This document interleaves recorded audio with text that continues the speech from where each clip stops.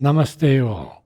It's been wonderful to be with Francois, and we will have another session now, beginning with Oroville and his experiences and his knowledge and his work. So, Francois, your experiences in Oroville. You were young, you were with Parichan Mare Gardens, you saw Mother. I had asked you, did Mother speak to you about anything? Many people, Well, no, she never spoke. I never spoke. In those days, the mother didn't speak so much. She was already of few words. I have still letters of the mother. I never spoke about Oroville to the mother. Once I asked her to change the name, and she wrote back to me that it's better to change your personality, your character, rather than your name. Oh. And my blessings are with you. But I never spoke about Oroville. But I see three or four periods in Oroville. One was the pioneer period, which you know very well, where there was nothing. We had no money, we were very young, we had no clothes. But there was, I look at the photos now of us, of me, of Christophe, all these pioneers, Vincenzo, and I see such, youthfulness and psychic vibrancy and faith, which are extraordinary. This was an extraordinary period, from 68 till the mother passed away, maybe till early 73. This is what shaped Oroville. The 3 million trees were mostly planted then.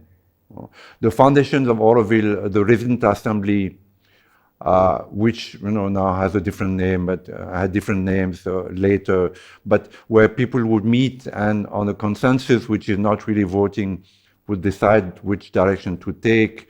Putus, putting together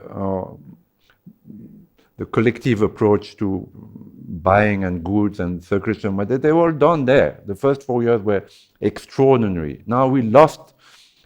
There was a second period, which was a fight with the society, which I didn't leave because I came a little later. I came back to Oroville only in 77. That started.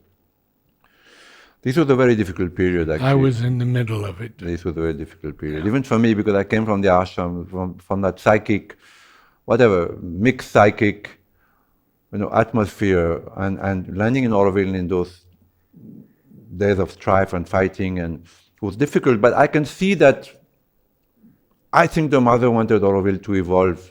There's no question of good and bad, because people feel, okay, I'm a neutral because I feel closer to the ashram. I do feel closer to the ashram even today. I feel that when I go to the Samadhi, when I meet my people, my Indian friends, there is a softer, kinder, more psychic mixed relationship there.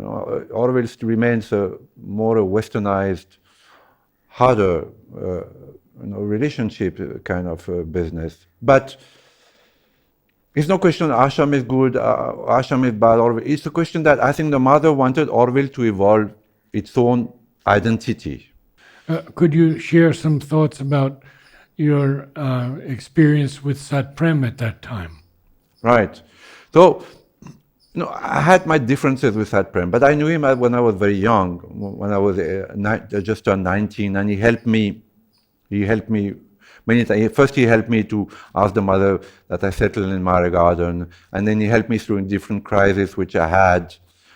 So I remained very close. When I came to Oroville, I differed with him on many things, but in my heart, I've remained faithful to him. I think, as I said, when we look at these photos of people like Gerard who died, or Bernard Borg who died recently, when they're young and dedicated to the mother and with these eyes of burning with enthusiasm and pioneership and faith, this is what we should remember. This is where our psychic was the most present. This is the true us. This is the true us, not the aging us.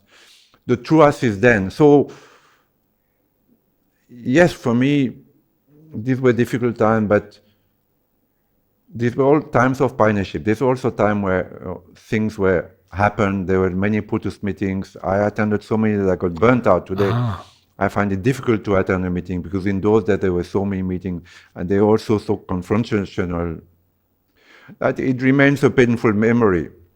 Then there is a third period where I think Oroville got bogged down. the government presence in Oroville, which happened because of the fight of society, and a few of us, not me, I was not really in the forefront in those days, few of us went to Delhi and thought the government's interference,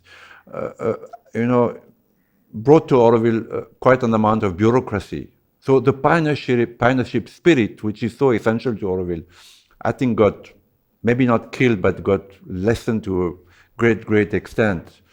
So this is the period of Oroville where Oroville becomes more, not only bureaucratized, but also doesn't attract. There is not that light that there was in those times, that burning flame. So it doesn't attract me necessarily. Would you say complacent? Complacent, of course. Complacent is the right word. So this is a period of Oroville that Oroville stagnates, so that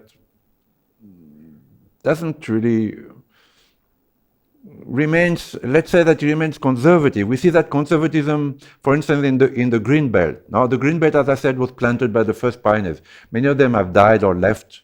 Many of them, I mean, like we talked about Bob. Bob left, I think he's still alive, though. He left many years ago, but Bob is the pioneer, and is one of the great pioneers.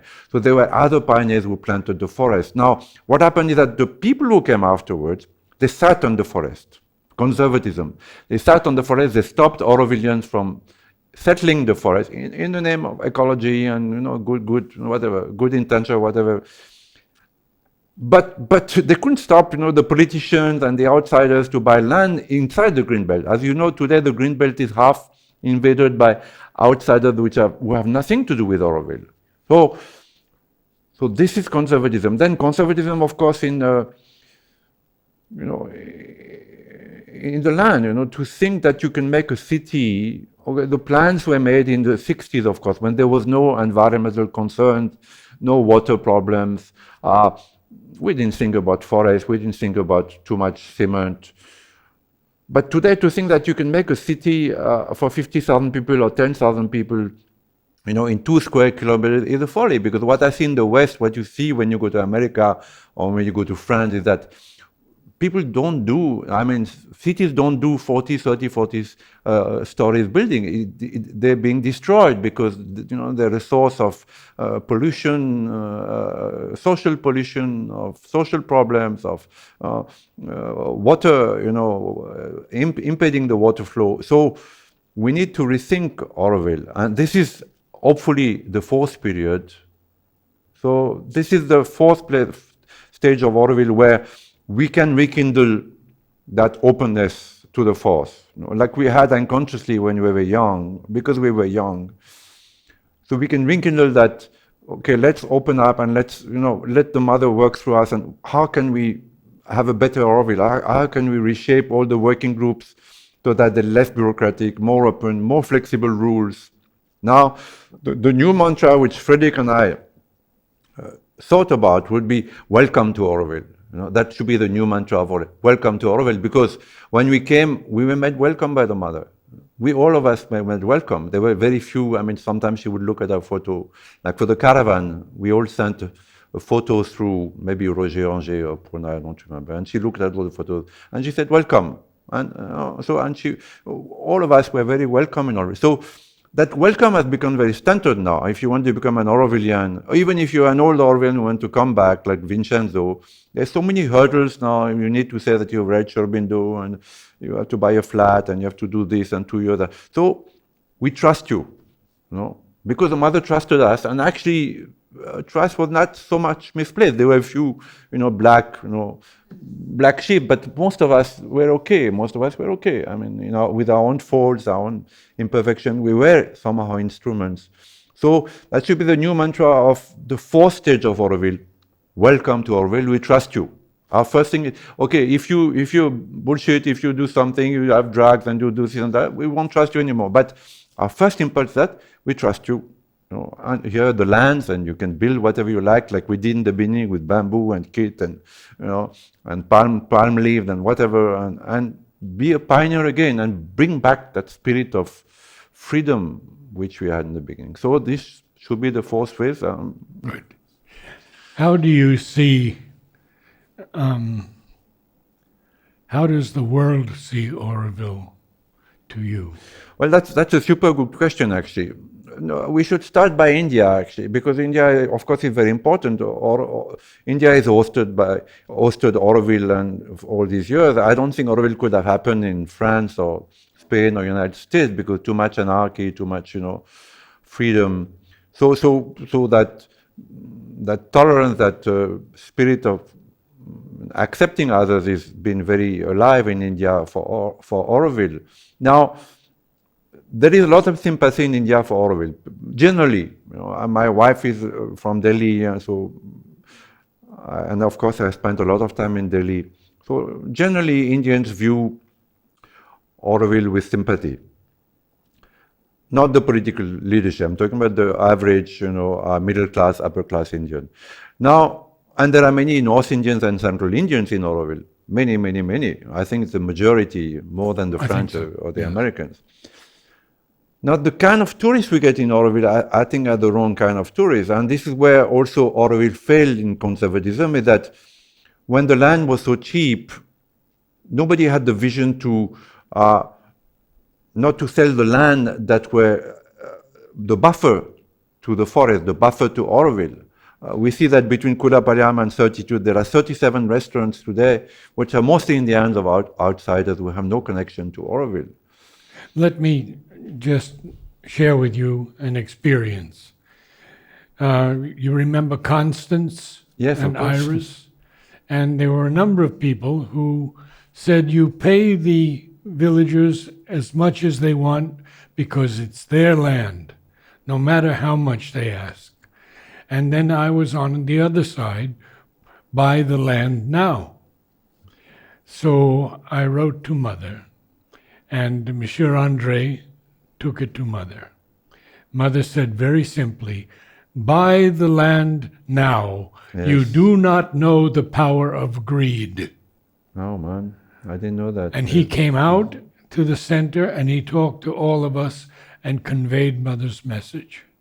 So this was not done, This was not, especially in the last 20 years, is that, for instance, I live in Oromodel. So the road, which is now one of the main access roads of Oroville, that goes from Kulapaliam to the ECR, was in our hands. Mostly, we used to go to Chennai, and we used to walk down the canyon, the small ravine, and catch the bus below on what was not the ECR yet. So, and that land was sold or exchanged. I won't say the name, but to my mind, they're criminals. So, not only that, but there were important plots like there was a mango grove which was opposite the hotel called Mango Hill. You know Mango Hill? Yes. So there was a huge mango grove there. We used to go when we were in Aspiration and meet there. It was a beautiful place. That was sold also. This old utility road, which is now the main access road, because the GPS puts you on the utility road, not on the other one. It's all in the hands of outsiders. There's very little that is Oroville. Maybe there's one community utility started by a friend. Mali. Mali. He came a few years ago, and I met him here. Yeah, so he started that utility. So only utilities there. So the lack of vision, criminal lack of vision, to surrendering the lands that would have been a buffer to the city of Oroville and a buffer to the green belt, and not controlling the access roads of Oroville, leaving it in the outside. So then we want to make that small city of 50,000 people, and we're surrounded from all sides, from the promise side, from the forecommerce side, from the utility side, from every side. We're surrounded by promoters, plots, apartments, that's got nothing to. So the tourists who are coming today to Oroville, they're coming because Tonto restaurant, because it's a pizzeria which is on all the guide. They're coming to, because there are parties in Oroville. They're coming because there are Westerners. They're coming to look at girls.